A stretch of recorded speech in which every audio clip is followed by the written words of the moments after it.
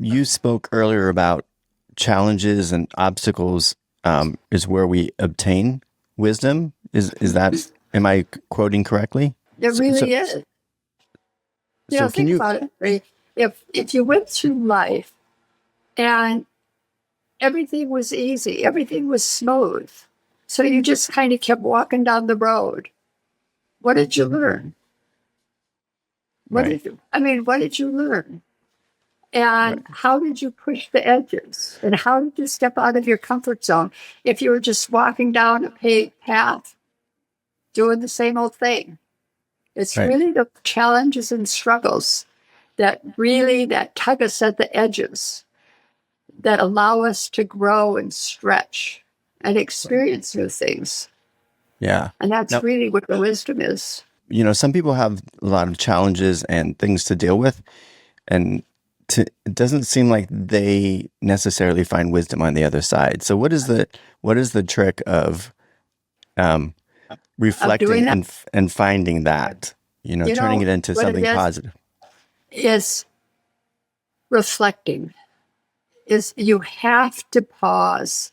You have to pause, and you need to learn to separate the information, the experience, the information, all that stuff coming at you. You need to be able to separate the noise. Hmm. Somehow you've got to get that noise put off to the side. And part of that noise is your emotional baggage you're carrying. And, fear is a real thing. And a lot of people are dealing with a lot of fear. And and so I'm not trying to be casual about this. We break down, well, what are those kinds of fear? And once we can name a fear and name a challenge and start intellectualizing it, Hmm. it makes a tremendous amount of difference. And then we're truly able to start accessing it. What is your personal definition of wisdom? I would say my personal definition of wisdom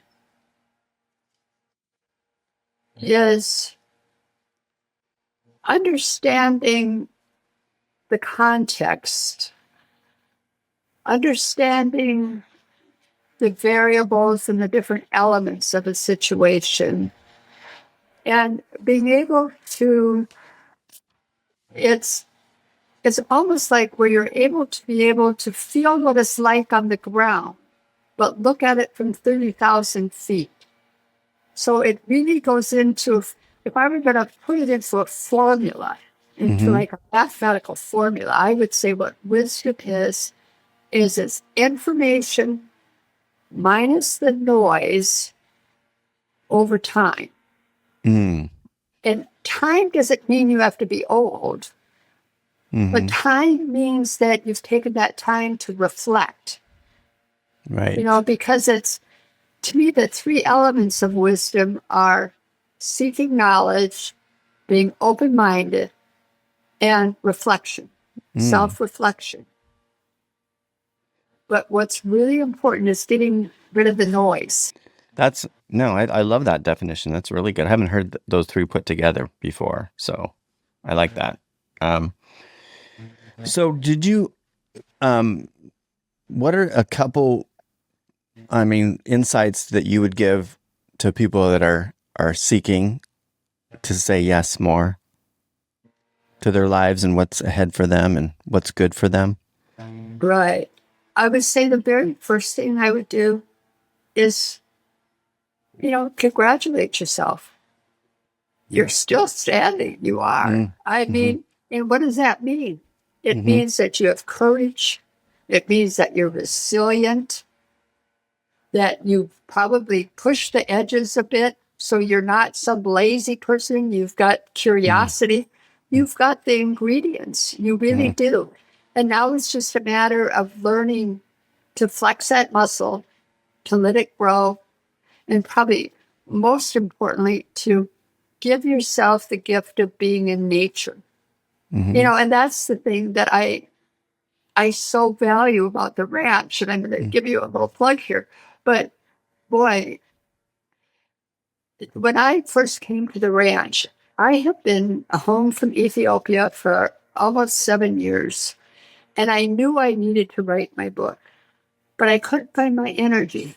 And when I was doing the labyrinth, I'll never forget, I was doing the labyrinth, and all of a sudden, I could start feeling my energy come back.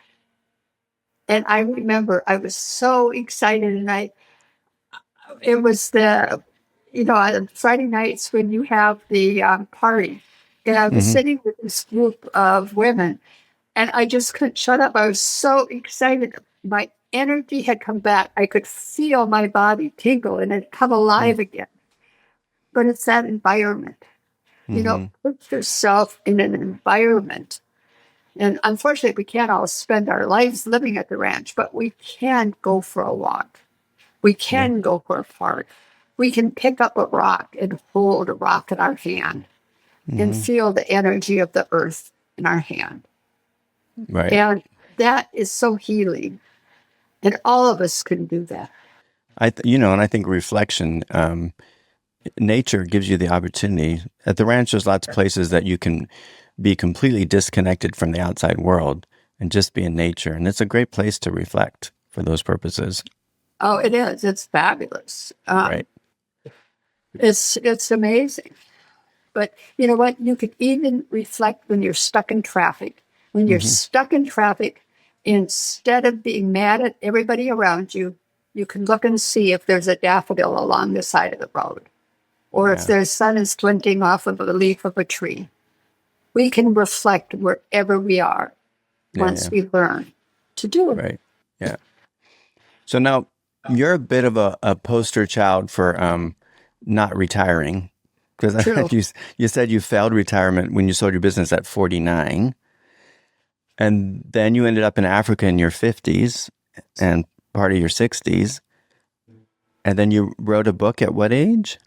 At 75, I started my third career. I'm 76 now. I failed that retirement too. Um, I just don't think I'm meant to retire. I, I, I don't think that's me. Yeah, I And don't like. I'm Yeah, I don't like the word retirement. I mean, I think that we repurposing our lives at different points, but right. And I'll tell you, I'm not exaggerating. At 76 years old, I am in the highest growth, highest learning period of my life. And I've learned a lot and I've grown a lot. But this is the absolute best, because right. I'm at a point where I can really take it in. Yeah. I don't have to prove anything. And I'm meeting the most incredible people. What is a couple things, secrets you could give people? Because you have the energy of a 30-year-old and you're like a go-getter. I mean, you met your third husband at 67, wrote a book at 75. What do you do besides being a forward thinker? You must do some things physical to keep yourself in shape. Well, yeah, my dog and I go on a 3-mile walk every morning. I swim a mile 4 times a week. Um, I eat really healthy. Yeah, yeah, Um, that's what you do. This isn't magical that you have so much energy. You have to take care of your body. right. And one of my last chapters in my book is say yes to weeding your physiological garden, and it really is all about alignment. Mm-hmm. Getting in alignment, and a big part of that is your environment. Mm-hmm. You're not going to be at peace if you keep surrounding yourself by angry people, No. or if you opt to listen to angry stuff versus peaceful. It Mm-hmm. doesn't that you're not informed, but it doesn't have to define you.